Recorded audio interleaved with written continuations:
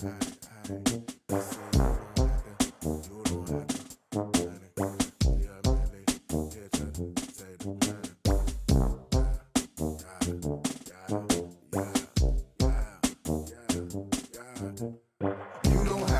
don't have to panic.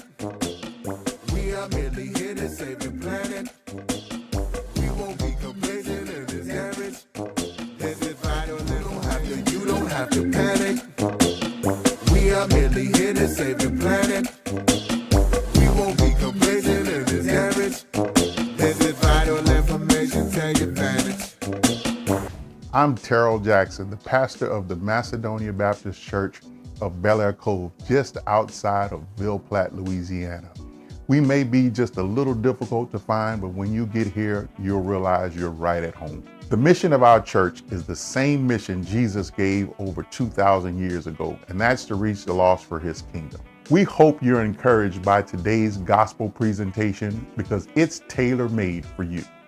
If you're a regular with us, you already know about our mobile app and its many resources. If you're new to us, go to our website and there you can learn more about us. You can also go to the link that says, I'm new, tell us more about you. Also, follow us on Facebook, Instagram, and Twitter, and subscribe to our YouTube channel. Our lives are super busy. And just in case you miss us on Sundays in our live stream, on Wednesdays in our Bible exploration, you can go to our website or to our mobile app, and there you can find all of our previous sermons or Bible studies. At Macedonia, we have a motto where we say we love you to life. So come to Macedonia and experience the life-transforming power of the Word of God, and you'll see why we love you to life.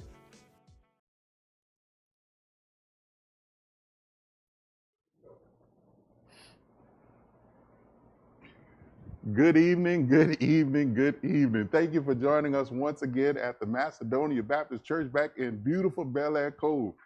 I am excited. No, not Bible exploration on tonight.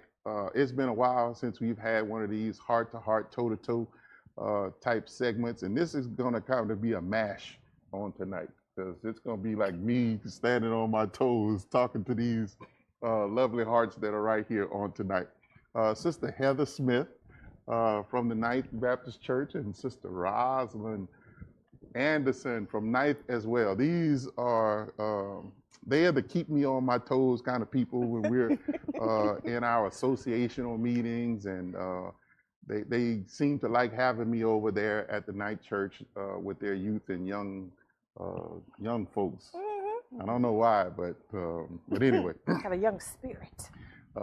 Glad to have y'all. Glad to have you. Glad to be here. Great, Glad to be here. Excited. Tonight, a while back, I was talking with the fellas about being single. And so, man, she and I have been talking about it a lot. She's always asking me about relationship stuff. And so on tonight, we're going to talk about living the single life. Now, there was an old song back in the day. I think it was the Gap Band, might have been, I can't remember what it was, but they talked about, living a single life. You wouldn't remember it. I thought you were going to hit the Living Single theme song. Old soul. Yeah? Yes. Yeah. We are living. SOS Band, Gap Band. Yeah, Gap Band, that's right. Yeah. See? Right. Got him. Thank you.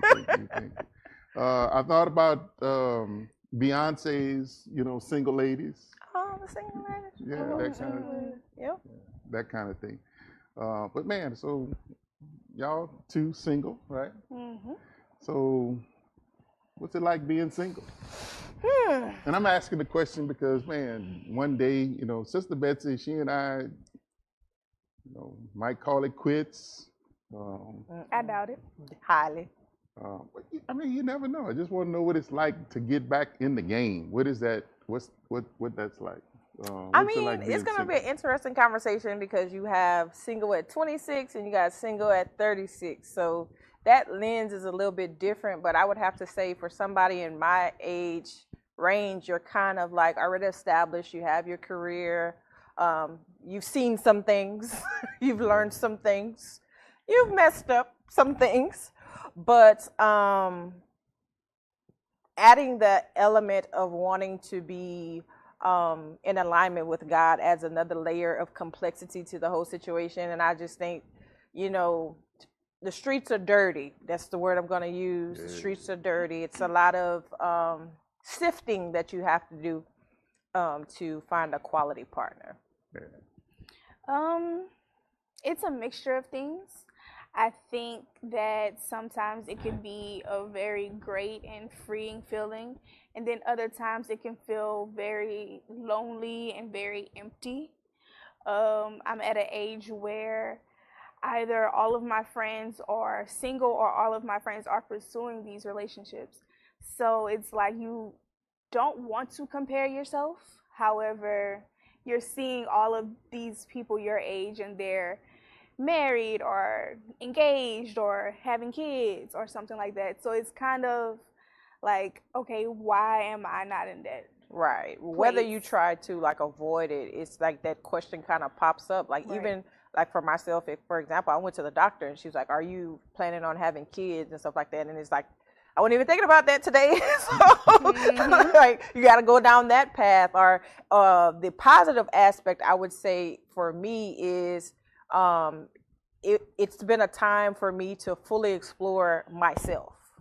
And I've done therapy as of late, so like doing some of that unpacking for some childhood trauma, or just having fun and doing what you want. That freedom to just not have to consider somebody's feelings. That's something that I don't take for granted, because I observe other people, and I know once you make that step, then you no longer have that privilege. So I've been trying to do my best to enjoy the perks of the single season.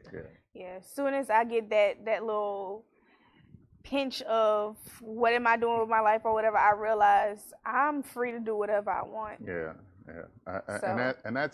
I would say that's a good liberating feeling, but I also know the side about being married and the joy of, you know, going through life, you know, with someone, and whenever you have these moments of success and things that you may have checked off, with you know what that feels like, being able to share that with somebody. So I like that. So what are your thoughts on being married? Thoughts on marriage or a long-term relationship? What are your thoughts about that?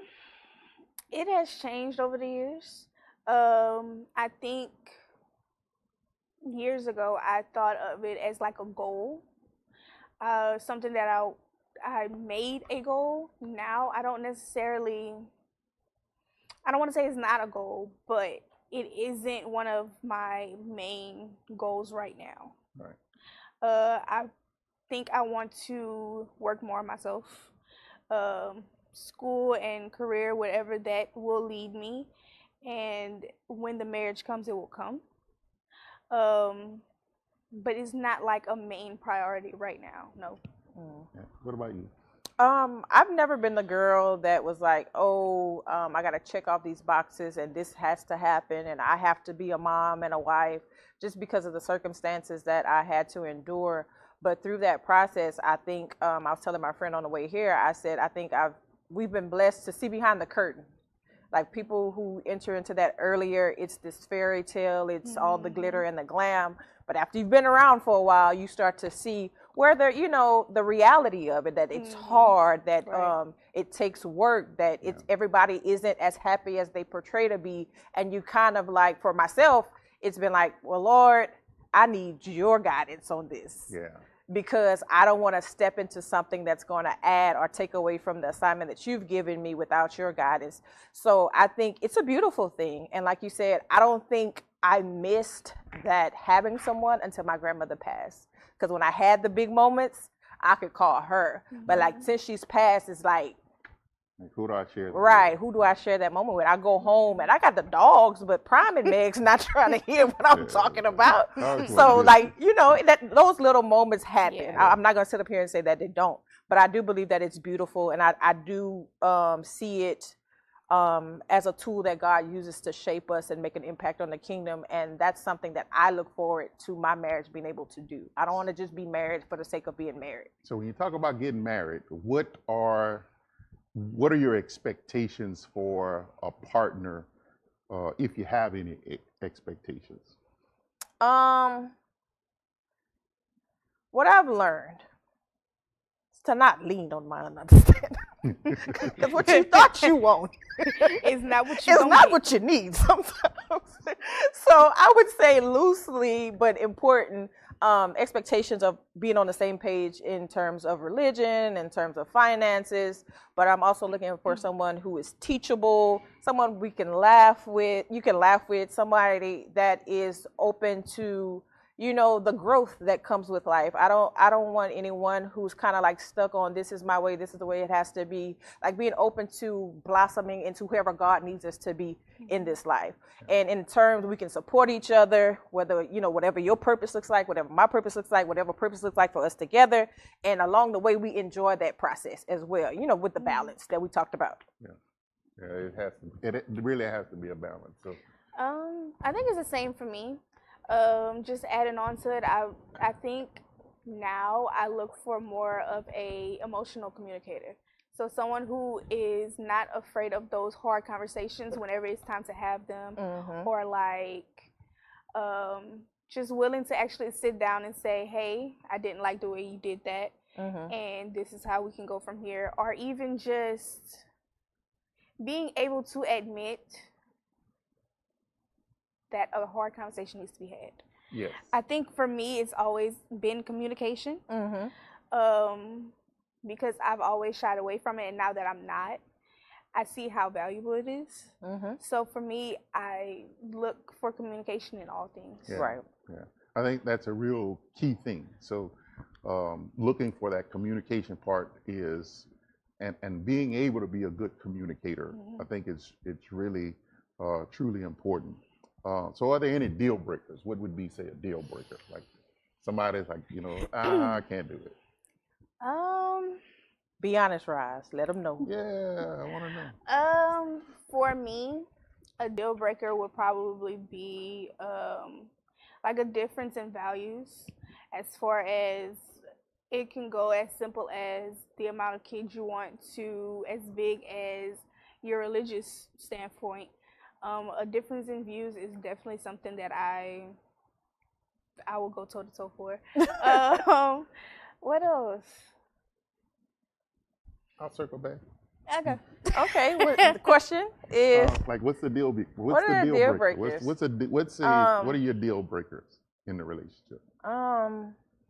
to kind of piggyback off my first answer, an unwillingness to grow, a resistance to growth. Obviously, infidelity, and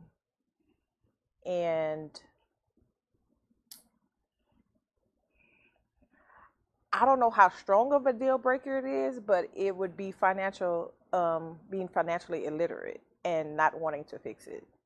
Like, and irresponsible. Right. Because you can't put me on the street. Like I can't go back and tell my daddy you don't put me on the street.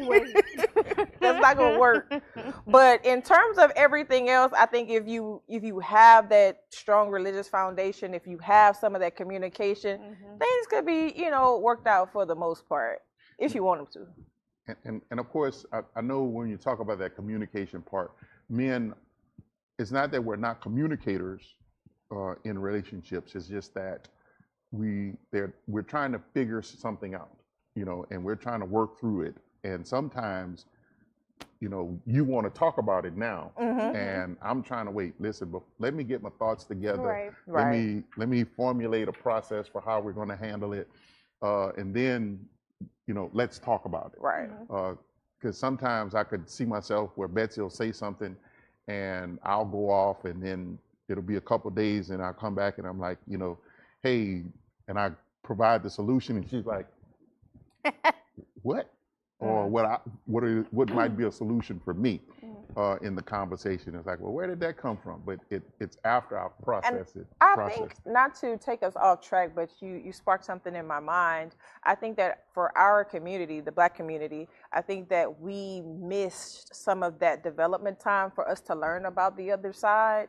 Like, whether it was a single parent home of some sort, that we didn't learn or see a man close enough to us to understand that that's how they communicate, and he's not trying to be disrespectful. He's not ignoring you, like understanding that they're just wired different than us. Yeah. And like sometimes I just want to say what's on my mind, and you don't have to fix anything, but we have to get to the point that we understand that's what's being done. Yeah, I'm drawing a blank on the book. It's about marriage and relationships, but it's about how we communicate and how we get on what they call the crazy cycle, because the language that you understand is pink and the language that I understand is blue. And I've got to learn pink and you've got to learn blue. And sometimes when we talk about I want a good communicator, what does that mean? Because the way you communicate is in pink. And the way I communicate is in blue. And so if I'm communicating in blue, I perceive that I'm communicating, in a language that you can understand. Right. But you perceive that, man, he's a jerk. Right. And then like doing some of that stuff in real time, it kind of sucks because you can't say, wait, I'm trying to figure out how you're going to communicate this. But it's like we have to meet each other in the middle. It's like, okay, you're saying this in blue. I'm hearing X, Y, and Z. Is that what you're saying? Yes. But like we get so caught up in trying to be heard or be seen that we don't take the time for that exchange. I tend to not go into situations angry. So in the past, when I have been upset with my partner, I have actually been like, all right, I don't want to talk right now. And I'll take a little while, feel what I'm feeling, and try to, as best as I can, understand what he sees. Right. And then be like, okay, this is how he's processing it. Which 9 times out of 10 isn't exactly the way he's processing it. 9 times out of 10. But it gives me a better understanding of how to approach the situation when I'm not so upset. Right. And then also understanding that it's not a my way is right, your way is wrong. Two things could be true. It's not mutually exclusive. We're not looking to win something. So finding that middle ground and being with somebody who wants to find that middle ground, I feel like is crucial. Right.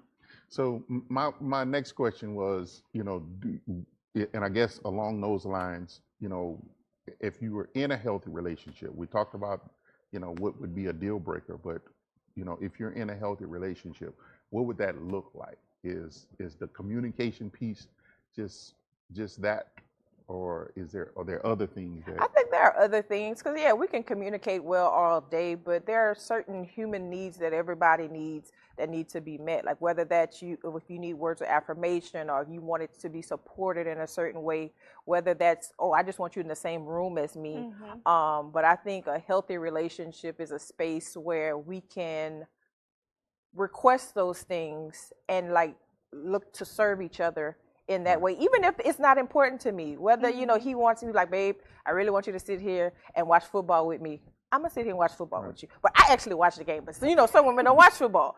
You can sit there and like be on your phone or something like that, or if they like a particular thing, it's not your thing. But just meeting people where they are and showing some type of interest. I think when I see couples that do that, they tend to have the healthier relationships where they're laughing, they're supporting one another, for the spiritual side, they're in church together, they're doing ministry together in some capacity.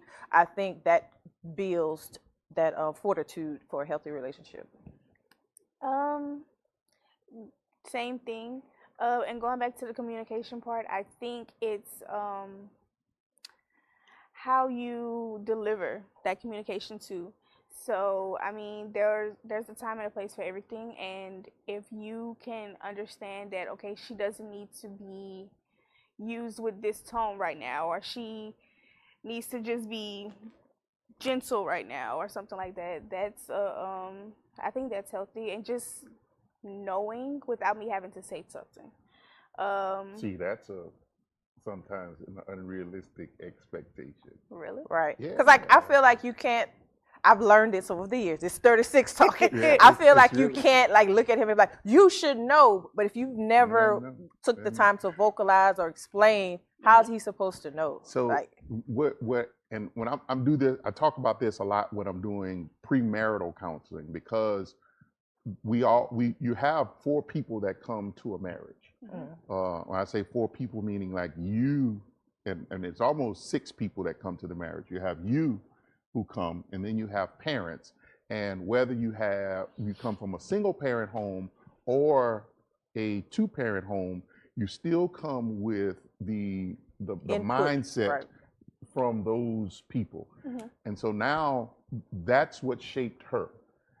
I come with the same 3 people myself based on my experiences and my parents or those who shaped me in my thought processes. And so how I think and how I work through things is one thing, is one way. Mhm. And then and that's the only way that I know. So my expectation, unrealistic expectation, is that you ought to know the same things that I know. And so Right. sometimes when you say, well, they ought to just know, a lot of times you don't just know, because there are some things that Betsy and I are still learning Right. about each other where we just simply don't know. And that's one of the things I think about, like when we talk about unrealistic, sometimes we have unrealistic expectation. That's some wisdom right there Right. in the Never notes. knew. That we don't. And so I'm gonna go off kilter a little bit. Like for you, we talked about what y'all are looking for. Mhm. So think about the guy who may be pursuing you. Do you feel like you check all the boxes? Right now, no. Nope. Okay, so that I said Look ask at the us question. being honest. No. No, well, that's great. Yeah. So, but the you can be honest about that, but when I'm talking to fellas about being single, they feel as if that single women today have an expectation that they're supposed to check all of the boxes when it's okay for her to not check off all of the boxes. Mm-mm. I don't think it's true. Well, I'm just saying that's their perception. They're saying that they feel like they have to come brand new with a warranty, and then they've got to take you as is. I think, from my perspective, Come on, 26. I think they confuse all of the boxes with just basic necessities. So what is So- say that? What does that mean? Basics is just the communication, and just let me not say having your life together, because having your life together can be different for everybody. However, basics is just communication. Honestly, the basics is what we just talked about: no infidelity. And I could say, like, some religious people might say needs. your basic basis could be, like, depending on age.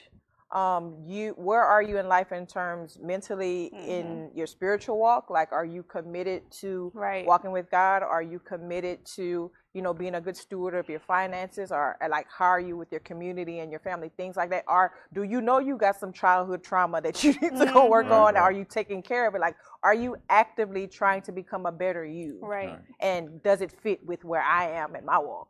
Right. I think that a lot of times where we are sometimes, and I'm not single, but just We know from you the got outside, the good from the outside looking in, when talking to some single people, I think they underestimate the barnyard find. What I mean by that is there are people who go out and you see this barn that's out in the field, and somebody finally goes in the barn and there is an old car, classic car, that's in the barnyard, but it's dusty, it's dirty, got a little bit of rust on it. But if the right person can take it and do what God does in our lives and clean it up, restore it. And I think, and then most of those finds cost more or have more value rather than some of our new get what you're off the lot things. Right. And I think we have, if I had to give advice to single people, is that what you see in the backyard Right. at the gender reveal, while they look like that now, may be a barnyard find. Right. I And just wanna in my throw head, that I'm out. processing barnyard find is looking for those green flags that might not be all pretty and sparkly, Yeah. but like, oh, when he's mad, he's not going to disrespect you, or Mm-hmm. he might not have a lot of money, but he's managing his money well, and he's not in debt or something like that. Or, he might not be as tall as you'd like him to be. oh but my he's, God, here we go. Okay, y'all, I'm just- being honest. Like, there's a height requirement for this ride, but I feel like my Well, height you didn't say requirement that is was a sensible. deal breaker. You didn't It's say not that a was- deal breaker, but I'm sorry. There's a height requirement. You messy. I can't feel like I can put the You guy are on my very hip. That's what I messy told today. him. I'm just saying that, you know, my point is that I need a big barnyard find. That's the Yes. point. No, see, now and that's the thing about. So here is that brings me to my other note that I have there. I think also one of the things that we look for is we think that he's supposed to be like a pair of jeans. Like when we go look for jeans, we want the jeans that fit. Mm-hmm. That they are in your size, but they don't fit or they don't look good on you, as opposed to something that covers you. That's nice. You I got you. good. You You follow? good. I'm following. Mm-hmm. Yeah. So we're looking for something that looks good, who, aesthetics and all of those things, as opposed to something that's going to cover and protect you. Because if you can cover me, we can get some of this tailored. Absolutely, absolutely. And so I just want us to kind of reshape. Man, I think I have y'all on. Really, this is kind of like the dating game. I'm putting y'all out there so that I'm just telling. I don't like that. I know, Take it to but Jesus. man, I'm trying to help. But anyway, You are, and Okay, we so appreciate it. Question for the jeans. I don't want to take it to the tailor every time. No, not every time. Not every time. He's saying like I'm it just might saying, be like, big in the back, and you might yeah, need a but little you just might gathering, but it need a still little- cover everything else. But it covers. And then when I say covering, and I'm using this more or less as not just a spiritual analogy. Mhm. It's somebody who's got you. Right. And I remember a few years back, I had one of my daughters there was this guy, and she wasn't into him, had a job, had a car, smart guy, but he was a gentleman, soft-spoken, everything like that. And what she was saying was that, man, he just doesn't do it for me. But that was then where he was right then. Mhm. But he could have taken her out to dinner, Right. picked her up for the date to go out to dinner. And Been he had respectful. he was respectful, he had his own place. What we want is the lion, but we don't recognize that the lamb could be the lion and the lamb. Gotcha. Gotcha. Just because it looks one way doesn't mean he doesn't can't mean be that- the yeah. other And thing so that that's the I would hope that we would, because I think right now in this age we're talking about social media and the things, how we got our information before, even in church, was Sister Eula gave the announcements, standing from the podium, and now we've got all kinds of ways to get information out. And so there's been an evolution, but I don't think like there has really truly been an evolution in how we think about who we're going to possibly connect with, because we see with our eyes. Right. That it's all of, we've always done that. It's Right. been, does he pass or does she pass the eye test? Right. But then there's also this point, and it might make y'all laugh, but there's also this point where people try to put you with somebody, and if you don't find them attractive, you just don't find them Yeah, attractive. yeah, like I you want to agree. turn your I head and be agree. like, ooh. You don't want to be like, Right. Yeah, I get that. Right. But there, love is this thing that, even you can grow to Right. that as well. You might not find him super attractive right now, like the jeans. He but can do be they medium cover? ugly. But if he's got all Medium the ugly. ugly, That's other a great good one. qualities, he looks good. That's a good one. I think I've been attracted to some medium ugly. Exactly. Like, but they're awesome No, not me. personality I can't even do or the way they medium ugly. dress, their swag. They kind of start looking Listen, better. all right, listen, we got to cut this off. We got to end this right here. I was Medium hoping- ugly. we got to end this Come right on, here. medium Listen, ugly. I'm just so glad that y'all took the time to come talk to me. Here, if I had any encouragement for the both of you. Okay. I think y'all are super talented, but I just Thank would you. say, I think y'all are, smart. I think you're both beautiful girls. The right foundation, and in church, God is going to be the one who directs and guides you. But be open to allow God to bless you with someone who's going to cover you, who's going to be the lion, and also going to The be the lamb. lamb, the one who's going to be gentle and soft with you where communication is concerned. And, but just be open to allow God to send that person. And when God sends you someone, don't say, I don't know if I could do medium ugly, because, medium ugly might, take care of you while you're in the nursing home or keep you from going to the nursing home. But just my advice would just be open to God. And just because they don't pass the eye test, doesn't, do the heart test. Do the heart test. Do the heart test first, and then Yeah, check the eye Do the test. heart test. Mm. And one other thing that I would say, sometimes I'm talking with another one of my daughters just recently, and what I was sharing with her was that sometimes we say, man, I don't want to get into a relationship because I don't, he's not everything that he should be, so I don't want to waste my time. Well, being single, you're wasting time anyway. You just assume, find out if it, he, or if you're a man and single, she is someone that you can grow with. Makes sense. You're what's still it- gonna be here you for that. still will limit. be here Right. for the same Right. length of time. So just at least find out. Go and open the door. Look in there, peep, look around. I don't like it. So you can walk say, out, "Oh, but I at least tried." open the door. Right. At least Gotcha. open the door and look in. So that would be my advice. At least open the door. I don't like how you directing this towards me. All right. Listen, thank y'all for joining us. But before you leave, we'd like to give you an opportunity to give. When we gather here, Roz, on Wednesdays, the monies that we collect, we get people to give. It's for our scholarship fund. Mm. And you can go to Givelify, you can go to Cash App, on our mobile app. Roz, did you know we have a mobile app? Sure didn't. We have our own mobile app. If you go into the Google Play Store, the Apple Store, Macedonia BLC is where you can find it. In that app, we have a giving platform where you can contribute toward our scholarship fund.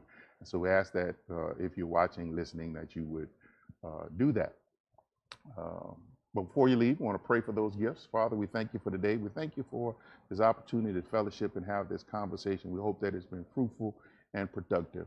Thank you for those who are giving and giving so freely. We pray that it's used for the building of your kingdom. And to the end, you be praised, honored, and glorified. It is in Jesus' name we pray. Amen. Amen. Back on the ones and twos in the back, we've got Jarrell. It's Shout Out Wednesday. Want to know who's watching us on tonight?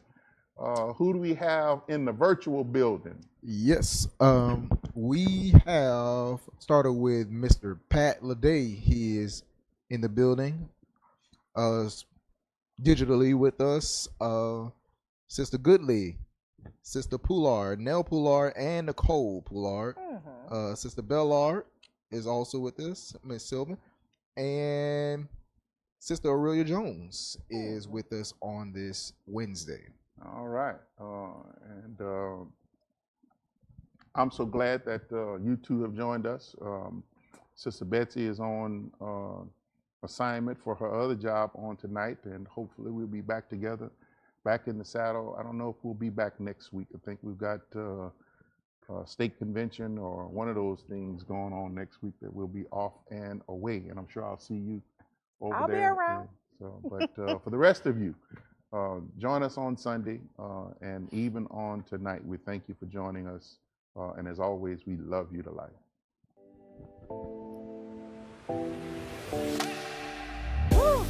Thank you for watching our broadcast. We hope that you have been blessed. So tune in next time. And as always, we love you to life.